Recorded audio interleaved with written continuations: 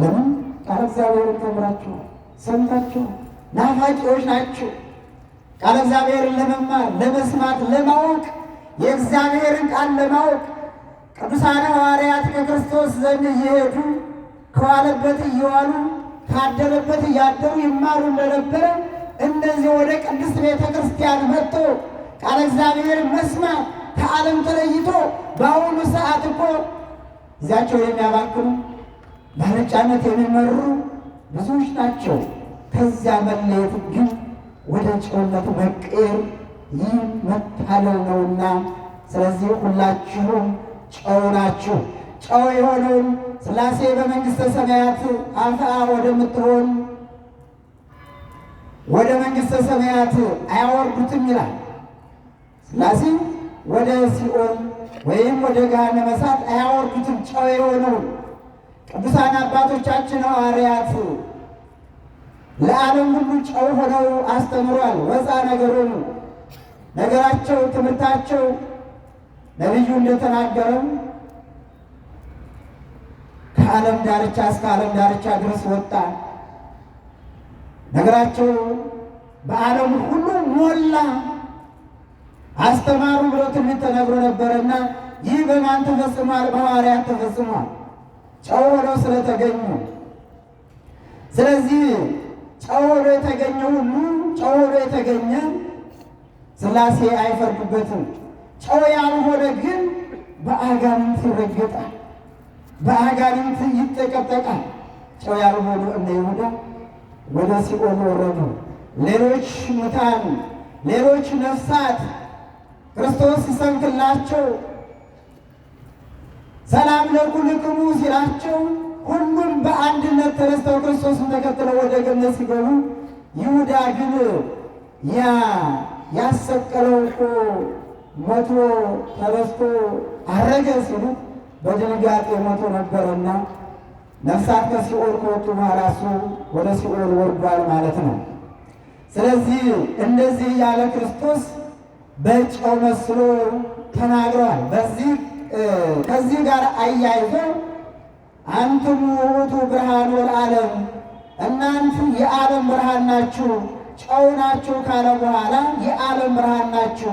ጨው ለብዙ ነገር ይጠቅማል ብያለሁ። ስለዚህ ሐዋርያው ቅዱስ ጳውሎስም በዚህ በቆላስይስ መልእክቱ ላይ እንደዚህ ይለናል። እንደሚገባችሁ ታውቁ ዘንድ ንግግራችሁ ሁልጊዜ በጨው እንደተቀመመ በጸጋ ይሁን ይላል።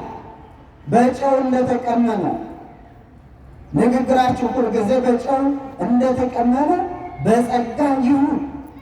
እግዚአብሔር ቤተሰቦች ይህ ታላቅ ቃል ነው። በጨው የተቀመመ ማለት ያ በአፍንጩ በሽንኩርቱ በተለያየ ነገር ወጡ አምሮ ጨው መጨረሻ ላይ ሲጨመር እንደሚጥም ሁሉ የሰው ነገሩ ሁሉ ይጥም ዘንድ አነጋገራችን፣ አካሄዳችን፣ ሁለመናችን በእውነት በሰው ዘንድ ያማረ በእግዚአብሔር ዘንድ የተወደደ ይሆን ዘንድ ንግግራችሁ ያማረ ይሁን። አካሄዳችሁ እግዚአብሔር ቤተሰቦች ቅዱሳን አባቶቻችን እኮ በብዙ መልኩ ያስተምሩ ነበረ። በሕልውናቸው፣ በአነጋገራቸው፣ በትሕትናቸው ወደ እግዚአብሔር ከእግዚአብሔር ባገኙት ጸጋ ከእግዚአብሔር በተማሩት ስጦታቸው በተለያየ መልኩ ያስተምሩ ነበርና ሐዋርያው ቅዱስ ጳውሎስ ታዲያ በጨው እንደተቀመመ በጸጋ ይሁን አነጋገራችን። ብዙዎቻችን እኮ ሳናውቀው ሰው እናስቀይማለን። ሰውና እግዚአብሔርን የምናስቀይም በስራ ቦታ፣ በቢሮ፣ በንግድ ቦታ፣ በተለያዩ ቦታዎች፣ በመኖሪያ ቤታችን የምናስቀይም ብዙዎች አለን። በትራንስፖርት ላይ የምናስቀይም ብዙዎች አለን። የምንጋፋ አቅም አለን ብለን አቅመ ደካሞችን የምናስነውር ብዙዎች አለን። ስለዚህ ለዚህ ነው እንደ ጨው የተቀመመ ይሁን ያለው። እርስ በርስ መተሳሰብን፣ እርስ በርስ መረዳዳትን፣ መደጋገፍን የሚያመለክት ነው። ክርስቶስ ወደዚህ መጥቶ ያስተማረን ይህ ነው። ለሐዋርያትም እንደሚያስተምሩ የነገራቸው ይህንን ነው። ቃልና ንግግራችሁ እንደ ጨው ይሁን፣ በጨው የተቀመመ ይሁን ካለ በኋላ ከዚያን ምን ይላል? አንትሙ ውእቱ ብርሃኑ ለዓለም፣ እናንት የዓለም ብርሃን ናችሁ አለ። ነገራቸው በጨው ከጣፈጠ በኋላ ነገራቸው በሚገባ የሚጥም ከሆነ በኋላ አንትሙ ውእቱ ብርሃን፣ እናንት የዓለም ብርሃን ናችሁ፣ የሰው ሁሉ ብርሃን ናችሁ፣ አብነታችሁ በብዙ ወገን የበራ ነው አለ። የሰው አብነቱ እናንተ ናችሁ፣ ለሰው ሁሉ ተስፋው እናንተ ናችሁ አለ። እናንተ ናችሁ። አባቶቻችን እኮ አብነት ናቸው። ቅዱሳን ሐዋርያት 36ቱ ቅዱሳት አንስት 72ቱ አርድእት ከዚያም ወደ ያሉ መምህራን መምህራነ ቤተ ክርስቲያን እንዲሁም እናንተ በዚህ የተሰበሰባችሁ ሁላችሁ አብነት ናችሁ፣ አብነት ናችሁ። በእውነቱ ተምረን ከዚህ ወጥተን የተለያየ ነገር የምንሰራ ከሆነ አልጫነን ማለት ነው። አብነት አልሆንም። የመልካም አብነት ሳይሆን የመጥፎ አብነት ሆነናል ማለት ነው። የመልካም አብነት ለመሆን ግን ምን መሆን ያስፈልጋል? ጨው መሆን ያስፈልጋል። ከዚያ በኋላ ብርሃን መሆን ያስፈልጋል። ብርሃን በብርሃን የሚሄድ አይሰናከልም። በብርሃን ችግር አይገጥምም። በብርሃን የሚኖር ሁሉ ምንጊዜም ብርሃን ነው። በጨለማ የሚኖር ደግሞ ጨለማ ነው። ጨለማ የማን ነው? የጠላታችን ነው። ሰላም ብርሃን የማን ነው?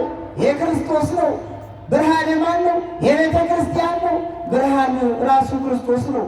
ብርሃን አባቶቻችን ሐዋርያት ናቸው። ብርሃን መጻሕፍት ናቸው። ጨለማ ግን ዲያብሎስና ግብሩ ናቸው። ስለዚህ ከዚህ ሁሉ እንድንጠበቅ ክርስቶስ በሐዋርያት አማካኝነት አስተምሮናል። ቃላቸው ለዘላለም ይኖራል። እስከ ዕለተ ምጽአት ድረስ ሲነገር ይኖራል። መስማትና መመለስ፣ ማዳመጥ፣ መተግበር የማን ድርሻ ነው? የእኛ ነው። ወያቶ ማየቶተ ከመ ያምርዋ ታሕተ ከፈር፣ መብራትን አብርተው ከላይ እንቅብ አይደፉባትም። ለምን? በመድረክ ላይ በመቅረዝ ላይ ትሆናለች፣ በተራራ ላይ ትሆናለች። ቤትም እንደዚሁ ከተራራ ላይ ከተሰራች አትሰወርም፣ ለሁሉ ትታያለች። የእናንተም ስራችሁ ለዓለም ብርሃን ይሆናል።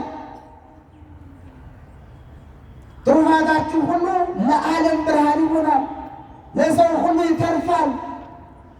ማዳናችሁ ለሰው ሁሉ ይተርፋል። ቅዱስ ጴጥሮስ በዚህ በሐዋርያት ሥራ ምዕራፍ 3 ከቁጥር 4 ላይ ጀምረን ስንመለከት አንድ ሽባ ነበረ። በጣም በበሽታ የተመታ መሄድን የሚናፍቅ መራመድን የሚናፍቅ አንድ ሰው ነበረ ይላል። የሳንቲም ድቃቄን የሚለምን ለምን እኮ አይሞላም። ስለዚህ ያችን ሳንቲም አግኝቶ የዕለት ጉሮሮውን ለመበጀት የዕለት ጉሮሮውን ለመዝጋት በዚህች የሚታገል ሰው ነበር። የሚጠብቀው የሳንቲምን ድቃቂ ብቻ ነበረ።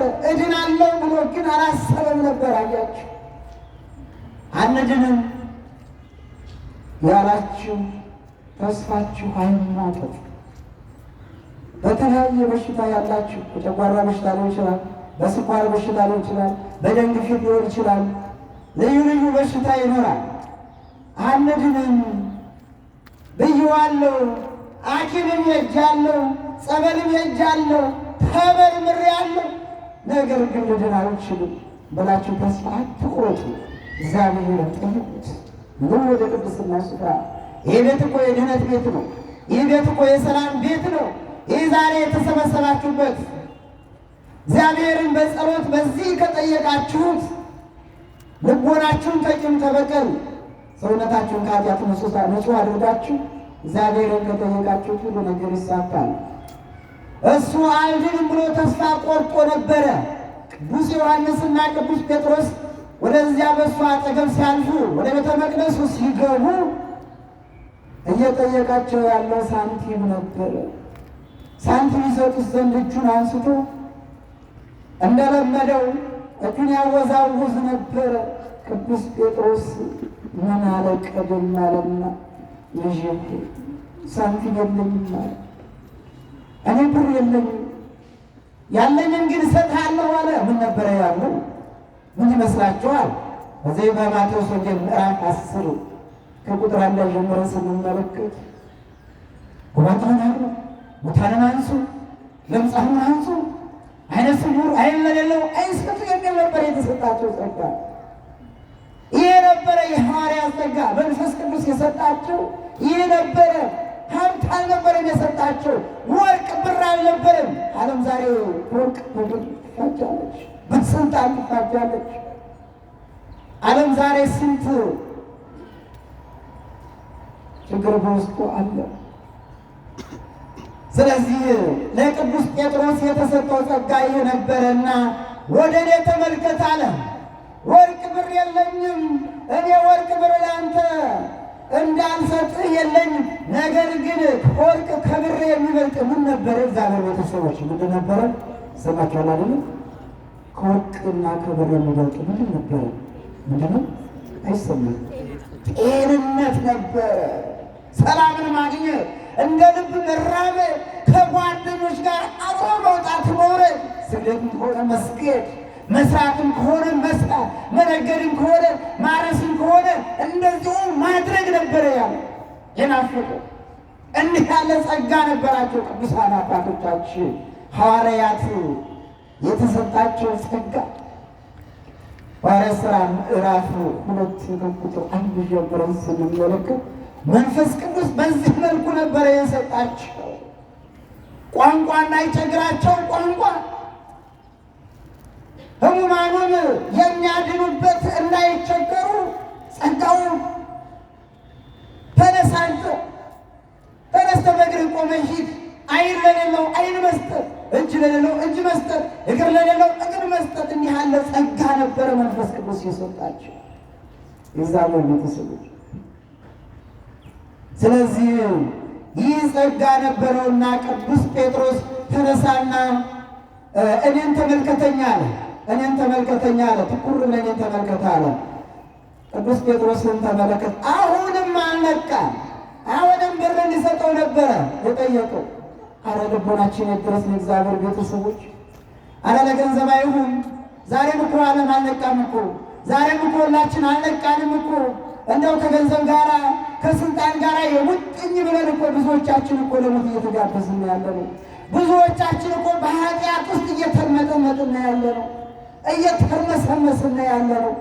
አልነቃንም። ዛሬው አላፊ እኮ ነው፣ ጠፊ እኮ ነው። መኪናው፣ ምድሩ፣ ፎቁ፣ ሀብቱ፣ ሁሉ ነገር ነገ ይጠፋል። የማይጠፋውን ግን መንግሥተ ሰማያትን ለመውረስ የሚያበቃንን ስራ እንስራ። ይሄ ነው ለእኛ የሚበጀን፣ ለእኛ ለሰው ልጆች ይሄ ነው የሚበጀን፣ የሚጠቅመን ይሄ ነው። ዘላለማዊ የሆነው ዛይደር የወዝን ይሰማ አይድ ያላያትን ጆሮ ያልሰማትን መንግሥተ ሰማያትን ለመውረስ ይህ ዘላለማዊ የሆነውን ለማግኘት ይህ ምድር እኮ ኃላፊ ነው። ነገ እኮ ሁሉ ነገር ይጠፋል። ወርቁም ብሩ ቅዱሳን አባቶቻችንና አቡነ ተክለ ሃይማኖትን መመልከት፣ እነ ቅዱስ እስጢፋኖስን መመልከት መመልከታቸው በምን ሕይወት ውስጥ ነበሩ? በቅንነት እኮ ማህበሩንና እግዚአብሔርን ሲያገለግል የነበረ ስልጣንን ሁሉን ነገር ትቶ በቅንነት በየዋህነት በቸርነት እግዚአብሔርን ሲያገለግል የነበረ እንደሆነ የሐዋርያት ሥራ ምዕራፍ 6 ጀምሮ ማግኘት ይቻላል። ይህ እኮ ነው ቅዱስ ኤፍሬም ሲናገር እንደዚህ ይላል፣ አማን መንበሩ ሰማዕት ጣዕማ ለዘዓለም። ቅዱሳን አባቶቻችን፣ ቅዱሳን ሰማዕታት፣ ቅዱሳን ጻድቃን የዚችን ዓለም ሹመት ሽልማት ናቁ ነው የሚለን። ወካወደሙተ እግዚአብሔር ወታገሱ ሞተ በእንተ መንግሥተ ሰማያት።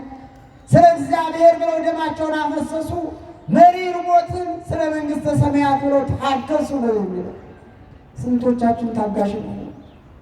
ስንቶቻችን ታገስ ነው? ሴቶች፣ ወንዶች፣ ወጣቶች በስራ መስካችን ላይ ስንት ሰው አስቀይመን ይሆን? ስንቶቻችን እውነተኛ ለጓደኛችን ፍቅር ሰጥተን ይሆን? ስንቶቻችን ምስጢር ደብቀን ይሆን? ስንቶቻችን ሀሳባችን ከእግዚአብሔር ጋር የተስተካከለ የተስማማ ሆኖ ይሆን? ስንቶቻችን እነዚህ ቅዱሳን ሐዋርያትን መስለናቸው ይሆን? ሐዋርያው ቅዱስ ጳውሎስ ሲናገር ተመሰሉት ያየ እኔን ምሰሉ በከመ አነ እትሜሰሎ ለክርስቶስ፣ እኔ ክርስቶስን እንደምመስል ሁሉ እናንተ ደግሞ እኔን ምሰሉ ይላል። ማንን ምሰሉ አለ? እኔን ምሰሉ። ያቺው እግዚአብሔር ቤተሰቦች ቅዱሳን አባቶቻችን ምሰላቸው ጨው ሆነን እንገኝ። ከክርስቶስ የተቀበሉትን አደራና ቅዱስ ጴጥሮስ ተወጥተውታል። የይሰነናሩ ለእግዚአብሔር ምናርለው ለሰብ ለሰው ከምንታዘዝ ይልቅ ለእግዚአብሔር መታዘዝ ይሻላል በማለት ከአላውያን ነገሥታት ከአላውያን መኳንንት እየገቡ በዚያ የእግዚአብሔርን ቃል እየመሰከሩ እናንተ ለዚህ ምስክሮች ናችሁ፣ ዓለምን ዞራችሁ አስተምሩ እያስተማራቸው ደቀ መዛሙርት ያድርጓቸው ደቀ መዛሙርት የማድርጓቸው ብሏቸው ነበርና ይህንን ቃል ተወጥተዋል። ምን ስለሆኑ? ጨው ስለሆኑ። እግዚአብሔር አምላክ ሁላችንን ጨው ያድርገን። ለመከረን ላስተማረን ለእግዚአብሔር ክብር ምስጋና ይግባው። ለሰማዕቱ ለቅዱስ እስጢፋኖስ ክብርና ረድኤት ይድረሰው። ሁላችንም በጸሎቱ ይጠብቀን። ወስብሐት ለእግዚአብሔር።